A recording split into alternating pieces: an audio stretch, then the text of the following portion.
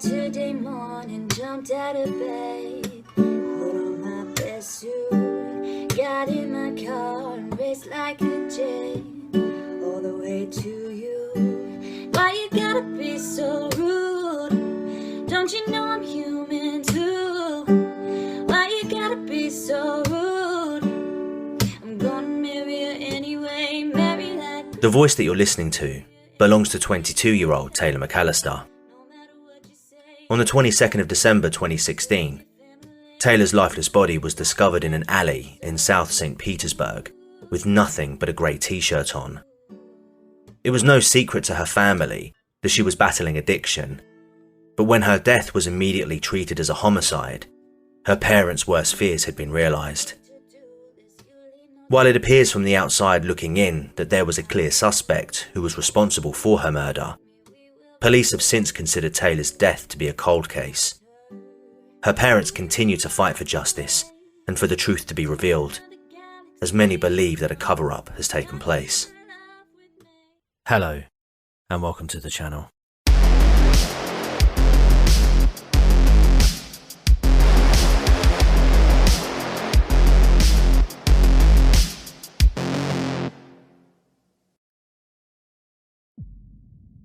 Taylor McAllister was born in Melbourne, Florida on the 21st of July 1994 to parents Bill and Leslie McAllister.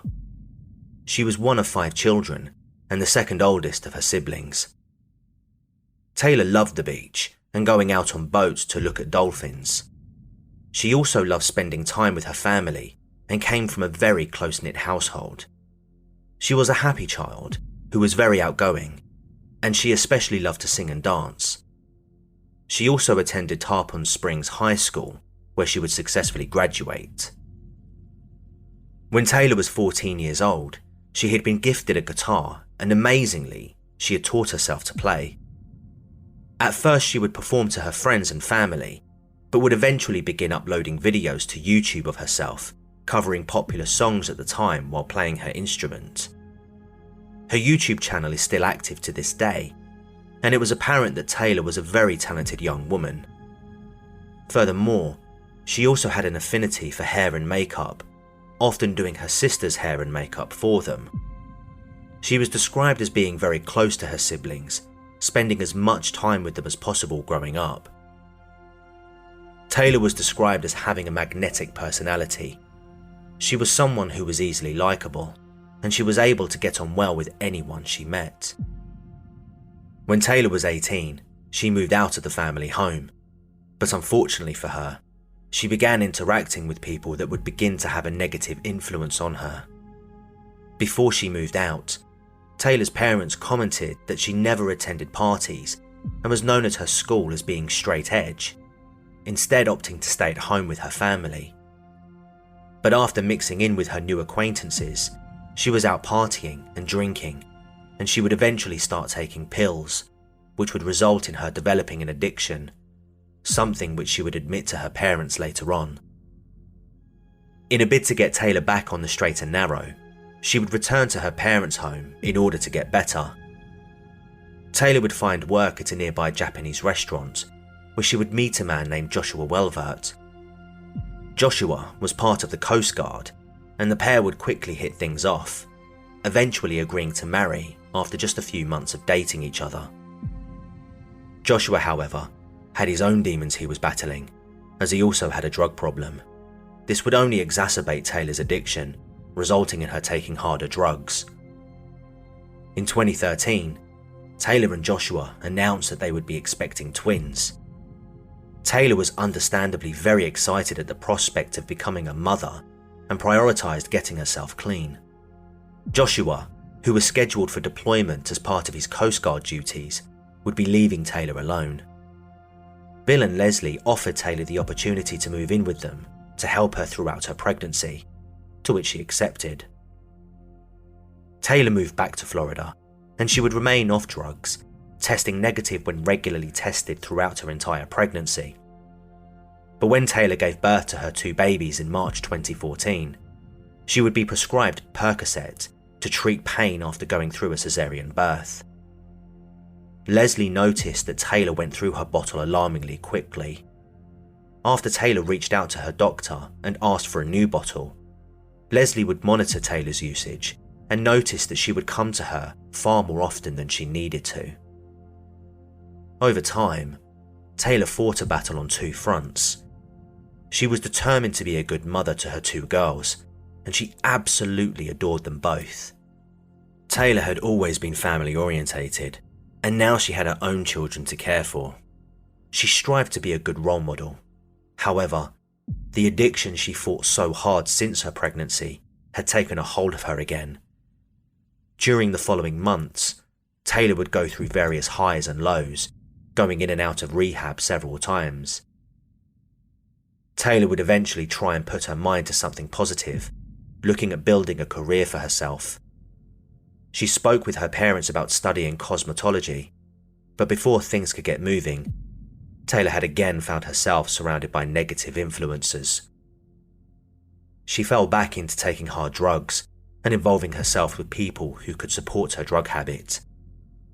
Taylor's parents tried to continue helping her, taking her to rehab and attempting to remove her from the people she was involved in, but everything they tried seemed to fail. August 2016 was a pivotal time in Taylor's life. Both she and Joshua moved out of Bill and Leslie's home, and the pair would live in their car. The children, however, would stay with Bill and Leslie. By now, Taylor's drug addiction had fully taken hold of her, and she would spend the next few weeks either at various hotels or sleeping in their car. Not long after, Taylor and Joshua would go their separate ways. In September, a friend of Taylor's would tell her about a website called Backpage. Taylor, who was looking to earn money, was told by the friend that the website caters to individuals who ask women to model swimsuits and have their pictures taken, whereby they would be able to keep the swimsuits and be paid for providing the photos. However, there was a much darker purpose of the website that Taylor's apparent friend was keeping from her. In truth, the website was known as being a sex marketplace. The website no longer exists after the FBI seized it in 2018 for child exploitation and obscenity. Taylor was essentially groomed into participating in Backpage, believing it to be nothing more than a harmless modelling website in which she could earn easy money, although she quickly found this to not be the case. While using Backpage, she came across a man named Robert Butler III, who liked to be called Bert by his friends. Robert was the son of Robert Butler Jr., a wealthy man who owned a local chain of stores called Bob's Carpet and Flooring. While Robert Butler Jr. worked incredibly hard to build up his business, to the point where 16 stores are open across Florida to this day, his son doesn't quite share the same work ethic. Robert, for all intents and purposes, could be considered a trust fund kid. The wealth he possessed came from his family, and at the age of 52, he hadn't really made a name for himself. He was an heir to his father's business and had opportunities to make a positive contribution, but instead his most notable contributions included a conviction on aggravated assault with a firearm, false imprisonment, battery, plus numerous drugs possession charges. He was also at loggerheads with his two sisters over control over the family business, with one sister saying in a 2015 civil lawsuit that Robert was hurting the business, selling company products for personal profit, using company funds to purchase excessive amounts of alcohol, and that he was a bad company representative, citing a time where he was banned from a trade organization convention in Hawaii for egregious behavior. Robert also knew a man named Deontay Baker, who lived at Butler's $500,000 home in Palm Harbor, and was essentially a living drug dealer. Once Butler was introduced to Taylor, he instantly became obsessed with her. She no longer needed to continue using Backpage, as Butler would supply her with drugs, money, and gifts all on demand. Effectively, he was her sugar daddy. By November 2016, Taylor was now living with Robert Butler, and now under his full control. He would quickly isolate her from her friends and family. In fact, Leslie's last communication with Taylor was in September by text, where Taylor wished her mother happy birthday. According to friends of Taylor, they could only speak with her if Butler wasn't present, as she would become audibly agitated whenever he was around. Additionally, Butler was said to possess an explosive temper. They also claimed that attempts to visit Taylor would result in them being kicked out of the property by Butler. Finally, Taylor's friends said that there were times where she would openly admit to being scared and that she wanted to leave, but they were ultimately unable to convince her to follow through with this. On the 1st of December 2016, Butler's father passed away at the age of 83, and shortly after, Deontay Baker moved out of Butler's home, leaving just Robert Butler III and Taylor McAllister in the home. All attempts to contact her were unsuccessful, and she wouldn't be seen again until later that month, on the 22nd of December. At about 6:57 on the morning of the 22nd of December 2016, police received a call from a retired sanitation worker who was out picking up cans near the 2100 block of 63rd Avenue South, St Petersburg, Florida, when he stumbled across the body of a young woman who had been left dumped in an alley within a patch of grass. The woman had been left with just a grey t-shirt on, which was pulled right up, and she was completely naked from the waist down. There was heavy bruising across much of her body, as well as multiple cuts, and there were tyre marks imprinted on her, indicating that she had been run over. She was also laid out, legs spread. The woman, of course, was Taylor McAllister. She was just 22 years old at the time. After Taylor was positively identified by police, the next task was to inform her parents. They'd each be informed separately, as Leslie was working her job as a paramedic, while Bill was at home looking after their children. Leslie would be taken into her manager's office at around 11:30 a.m, where she saw co-workers and two individuals she had never met. The pair would tell Leslie the devastating news about her daughter. Leslie would later tell the Unmasked YouTube channel in an interview posted on the 21st of January 2021 that the moment she was told Taylor was deceased and that it was being treated as a homicide, she felt every possible emotion in a split second. Bill would say in the same interview that while he was on the front lawn, he noticed a black sedan slowly creeping down the road, clearly searching for an address. When he realised that the address they were looking for was his, he described it as being like a movie where everything was happening in slow motion. Two detectives got out the car and approached him. Immediately he knew something bad had happened. The detectives ushered him into the home and broke the news to him. Their youngest child was in the same room at the time Bill was told Taylor had been found dead. The initial investigation into Taylor's murder was slow, as police were working to build up a list of suspects. Not only this, but there were murmurs reportedly going on that police were skeptical that Taylor had been killed, with some allegedly believing that she had simply died from an overdose. This was further supported by witnesses claiming that some officers would refer to Taylor as a junkie or a whore. Additionally, the case was made all the more difficult in that there were no witnesses who saw Taylor's body being dumped where she was found, and attempts to establish her last known movements proved difficult, as conversations with Taylor's friends proved fruitless, given that contact with them and her family had effectively stopped. However, they were able to find out that the last known place she was staying at was Robert Butler's, and so they went to pay him a visit. When they went to his Palm Harbor home, they noticed he had fresh scratches on his face, nose and arm. Additionally, a recent bruise was also noted on his shoulder. He put these minor injuries down to a dog that he rescued from Hurricane Katrina. He also named Deontay Baker and another man, Coran Archer, as being at his home the day before Taylor was found, and that Deontay had borrowed his truck. But when the conversation moved to discussing Taylor McAllister, Butler clamped up and sought legal counsel. Interestingly, a search warrant wasn't requested for Butler's home, and the body cam footage of his interview that day was never released. In hindsight, the former was a crucial misstep, as it later emerged that Taylor's clothes and belongings were burned, Butler's mattress was disposed of, surveillance footage was also destroyed, and his truck had been thoroughly cleaned out. The only items that belonged to Taylor, which were not removed or destroyed, was her Bible and her guitar. Taylor McAllister would be laid to rest at Dobie's funeral home on the 28th of December 2016. The family opted to have an open casket funeral for their daughter, but were horrified when they saw the condition that Taylor was in. Up until this point, they hadn't seen Taylor, and were assured by police that her appearance was not as severe as what they were witnessing. Heartbreakingly, Bill and Leslie's 5-year-old daughter asked them how they were able to get a life-size statue of Taylor into the casket.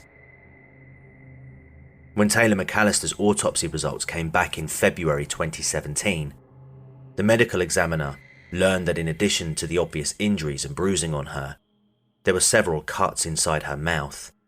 Extensive trauma was found on her head and neck, as well as the aforementioned tyre tracks on her legs.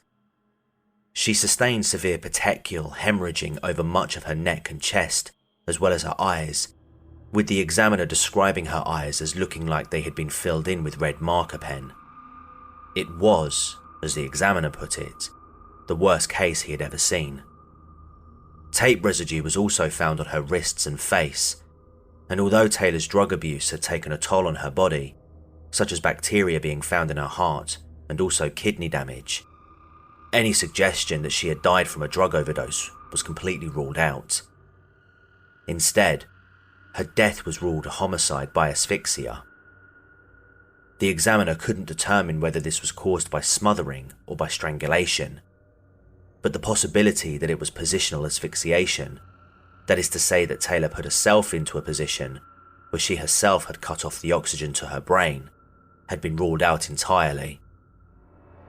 DNA not belonging to Taylor was also found underneath her fingernails, as well as touch DNA being found on her neck. According to Bill and Leslie, prior to the autopsy results being revealed, investigators assured them that the medical examiner carrying out Taylor's autopsy was very reliable and that their findings would dictate the next course of action. But they would also try and prepare Bill and Leslie for the news that Taylor's death may have been an overdose. However, when the news came back confirming that Taylor had indeed been murdered, those who were investigating Taylor's case had apparently developed a different opinion of the examiner.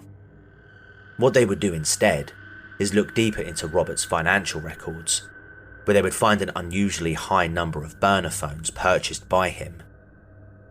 This led them to dig even deeper, where they would uncover Butler issuing exceptionally large checks to Deontay Baker, Karan Archer, and several of his friends. As a result, the FBI were brought in and a separate investigation began, where they focused on the money laundering and drug ties. At one stage, Deontay Baker offered to speak with Robert Butler by telephone, where they could monitor their conversation. The aim of this was to get Butler to open up about what happened to Taylor. However, when the pair spoke, Butler refused to discuss this on the phone, instead offering Deontay the opportunity to visit his home to speak about it. While Deontay was allegedly prepared to do this, police prevented him from going there. Throughout the course of 2017, police would gather evidence in the form of statements from her friends, and they would attempt to build a timeline of events leading up to the 21st of December 2016. Robert Butler's DNA was also taken as part of the investigation, and to absolutely no one's surprise, it matched both the touch DNA and the DNA found underneath Taylor's fingernails. Bill McAllister, upon learning this after reading the reports, contacted the police and asked for an update. He was initially told that the DNA didn't match Butler's, but after Bill provided them with a screenshot showing where it said the DNA matched his, they shrugged this off by stating that they deal with many cases and couldn't expect to remember each one clearly. Even though they had this evidence, investigators would still not issue an arrest, arguing that it wasn't enough to arrest Butler for Taylor's murder. They suggested the DNA could have gotten there a number of ways, given that Taylor was already living in Butler's property at the time. By now, Taylor's parents were understandably very frustrated with the investigation.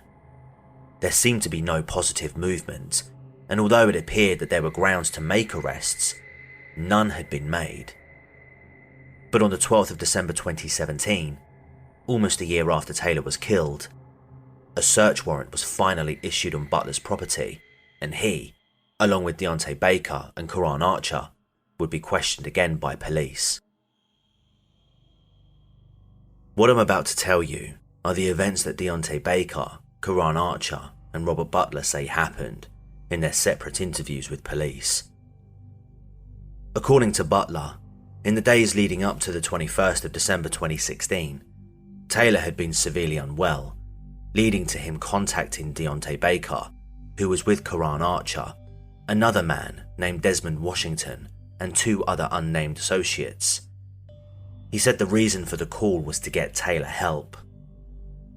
After arriving to Butler's 45 minutes following on from the phone call, they would find Taylor sprawled out on Butler's bed with just her grey shirt on.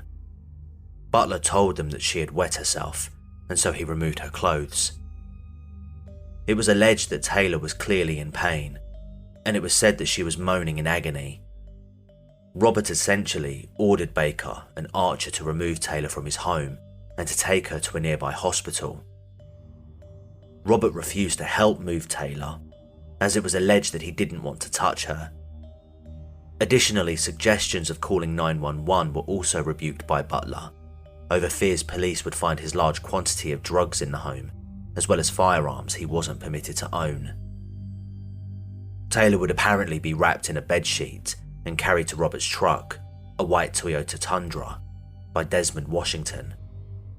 Karan Archer would be the one driving the truck, but he had difficulty in finding a hospital for Taylor, claiming to be unfamiliar with the area.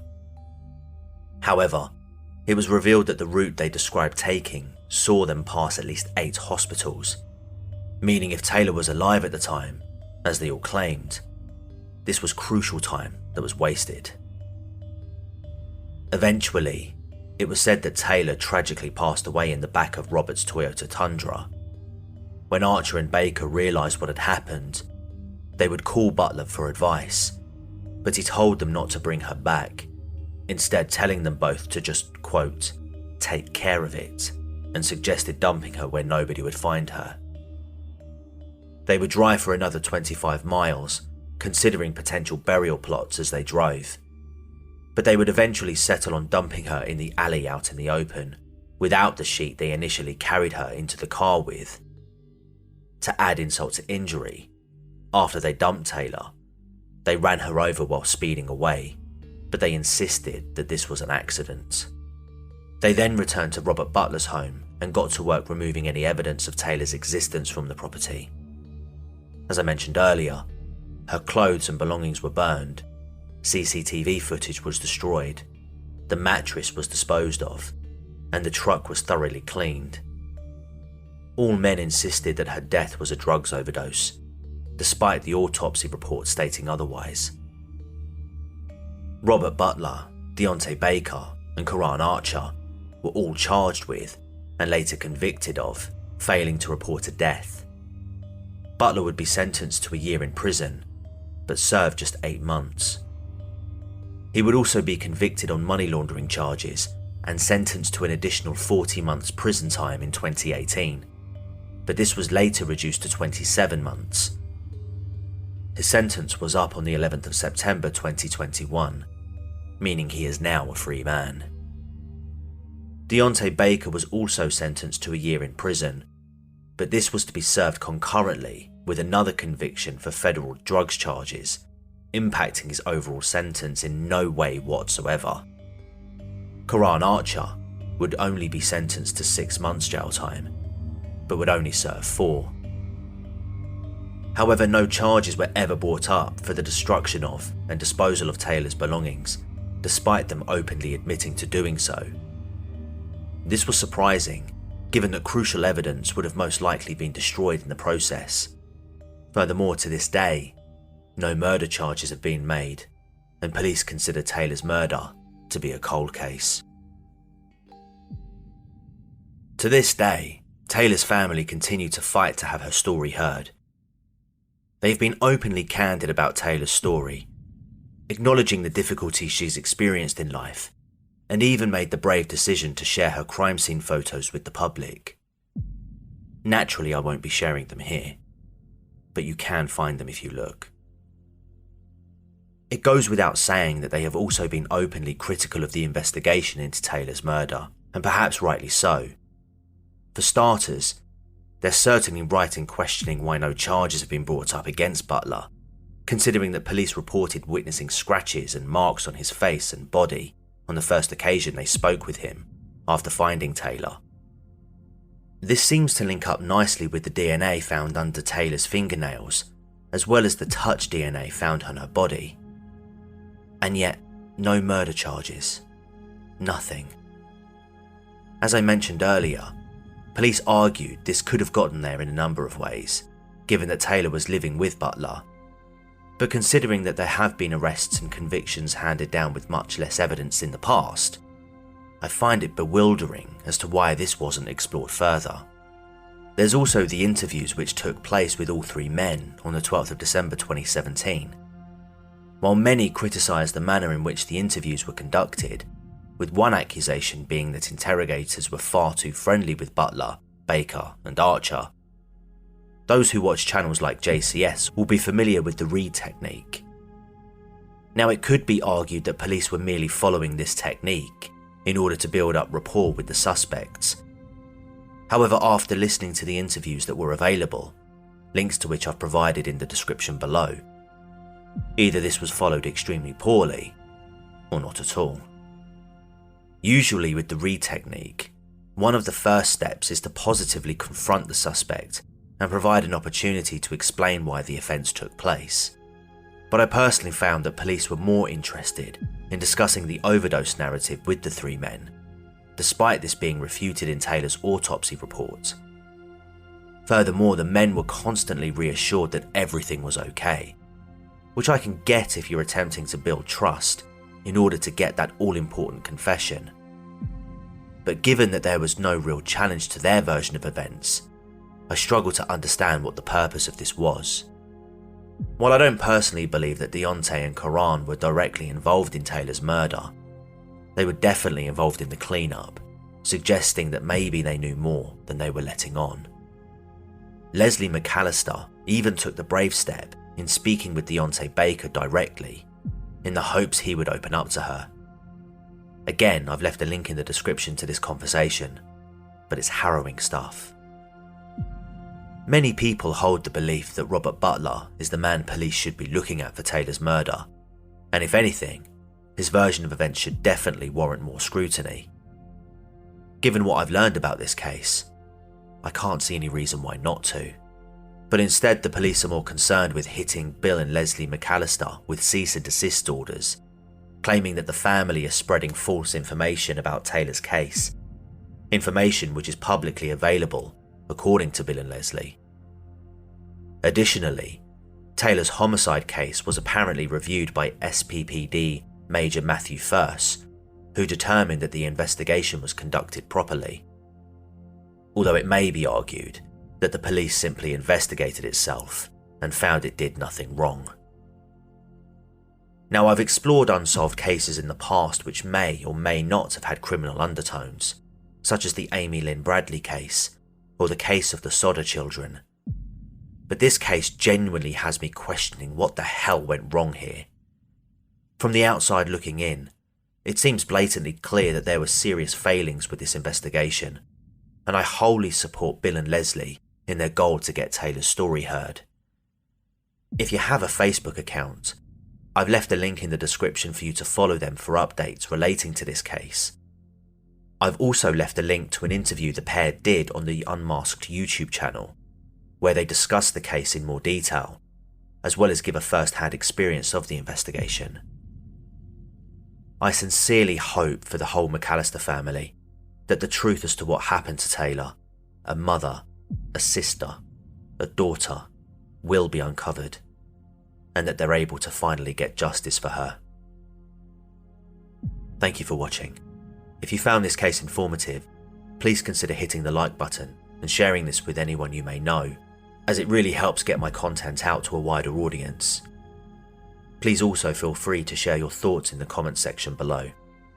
If you're new here, be sure to subscribe to the channel and hit the notification bell so you never miss an upload. You may also want to sign up to become a channel member. Speaking of which, here's a special thank you to my current members, the Alabastard, Needle and Fur, Mr. Gently Benevolent, and Amanda. Thank you for your continued support. I greatly appreciate it. Until next time, take care and goodbye. For now. I've been trying to do it right. I've been living a lonely life. I've been sleeping here instead. I've been sleeping